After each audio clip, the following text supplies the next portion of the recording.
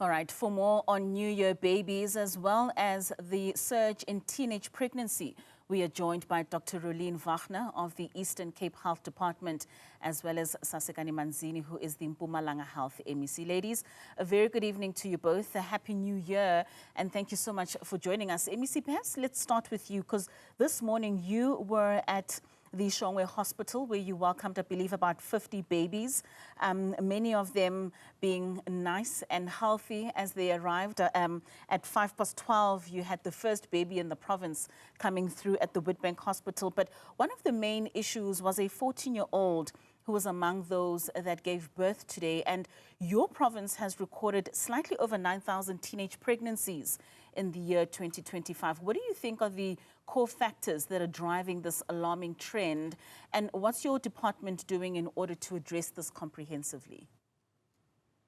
Good evening to you, Katlego, and also the viewers at home and Dr. Rolene.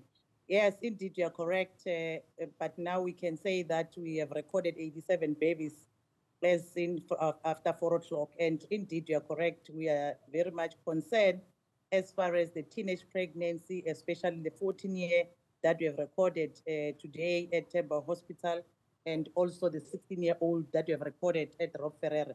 But as a Department of Health, in terms of the numbers that you are indicating, it shows that we are recording all the teenage pregnancy or deliveries in our hospital, meaning that we must work together as a provincial government led by the Premier, work together with your social development, because our responsibility as the Department of Health is to make sure that we record them. We fulfill the Form 22 that will work with the social development so that further steps can be taken. But you'll understand, Katlego, and the viewers at home, that it also starts from the family, where they know that their teenage got pregnant, and the cooperation of the family is very important in that regard. But we believe that working together as a cluster, social cluster, that Department of Health, Education, Social Development, and Human Settlement are part of that department. This is one item that we have agreed that we'll collaborate and work closely together, especially our traditional authority in the province. We're working very well with them, because now the message should be the same in terms of how we approach teenage pregnancy, so that you don't get the issue of culture coming in as far as the teenage pregnancy is concerned, but also the issue of GBV at the center. Hence, we're going to work together and make sure that we report these cases and we process it in the different departments as provincial government of Mpumalanga. And MEC, you raise a very important point with regards to the role that families need to play in the lives of these young women that are giving birth. Maybe, Dr. Wagner, let's bring you into this conversation, because, I mean, a number of births also took place this morning within the Eastern Cape. I believe in the first 12 hours, there were about 90 babies that were born. Maybe just talk to us with regards to the significant number of teenage births, especially not only today, but throughout the year. What do you think are the key challenges in your province in preventing teenage pregnancies, as we are seeing that number now constantly rising? Good evening, Katlego, to you and the viewers. Happy New Year's, and thank you for inviting us onto the slot. With respect to births in our province, today we've had 132 deliveries today from midnight. Of those, 33 were born to young girls from the ages of 15 to 19. We've not recorded any deliveries to girls 10 to 14 years as we've had in previous years. I just think maybe to emphasize, because of the interventions, as our MEC Manzini was indicating, because of interventions of government where education, the Department of Social Development and Health work together, we're actually seeing a downward trend in the number of teenagers who are pregnant. Of course, a teenager or a girl 10 to 14 should not be falling pregnant necessarily in the first place. And so a lot of work still remains. As our MEC Manzini was indicating, we have similar programs in our province, but it is important to find that balance. So we have youth zones where we try and create a conducive environment for young women and young men to come forward and discuss issues of reproductive health. The emphasis is about empowering them to make informed choices about their sexuality and their reproductive health. And if, unfortunately, there is a choice of young people to be sexually active, that they have access to contraception that is appropriate for their age. And if they were to fall pregnant, to then create that environment for them to return to school, because we have to break the cycle that unfortunately young girls get trapped in when they have pregnancies earlier than planned. Most certainly. And I think, MEC, beyond immediate healthcare responses, what would you say are the long-term strategies for your province and maybe even just nationally in terms of reducing these teenage pregnancy rates, especially when you work with other departments so that we can improve, as Dr. Rolene is saying, that access to education, economic opportunities, as well as reproductive health services? Yes, you are correct. Also, I think our facilities also need to be user-friendly for our teenagers. As I've said, that we are having youth zone whereby they come, there is a space that is dedicated to these young people. But what is important also is a program that is school health program that we go to schools. But also the parents must allow government to do those educational programs, because at one point you'll be accused of promoting sexual activities amongst young girls.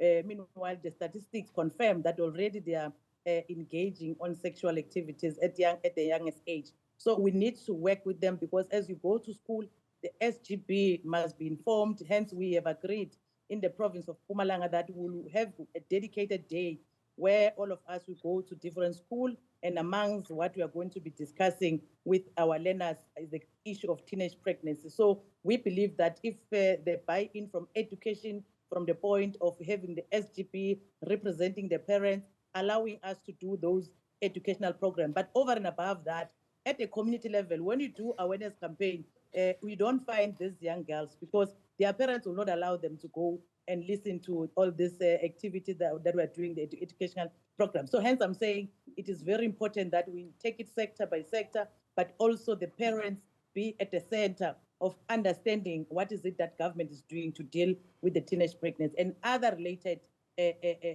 matters that have to do with health that affect young people that we are sometimes unable to reach them to give them the necessary educational programs that they should have. Dr. Rolene, with what the MEC is speaking about now in terms of that role that families need to play, how do you bridge that divide, especially where there are cultural differences in terms of seeing what it is that you can do, what is age appropriate, and also just being realistic, as the MEC is saying, that there are young children that do participate in sexual activities that lead to teenage pregnancy? Yeah, thank you. So I think the whole approach, as our MEC was emphasizing as well, and two approaches. I think the first one is that we need to be quite clear when it comes to issues of pregnancy under 16 years, and be stronger when it comes to statutory rape and following those cases through. So as a department, our MEC does emphasize that we work together with the other arms of government, that where there is statutory rape, that it then gets handed over to law enforcement agencies, the Department of Social Development, and that there are consequences for us to be able to protect young women that may be preyed upon. Then the other component relates to parents. As MEC Manzini was talking to the role of parents, I think in addition to that, we must encourage parents to break the silence. It should not be encouraged that there's negotiations in the background for damages where a young girl has been taken advantage of. So I think those are the only other components that we now need to also move our attention towards, to make sure that we as a society protect young girls who are vulnerable, and allow them to have this environment where they can make informed decisions, and not just focus on girls, but also empower young boys so that they themselves make appropriate choices for their futures. And MEC, I mean, with the cases of statutory rape, I mean, we're seeing on Christmas a 16-year-old had given birth and the father of that child was 32 years old.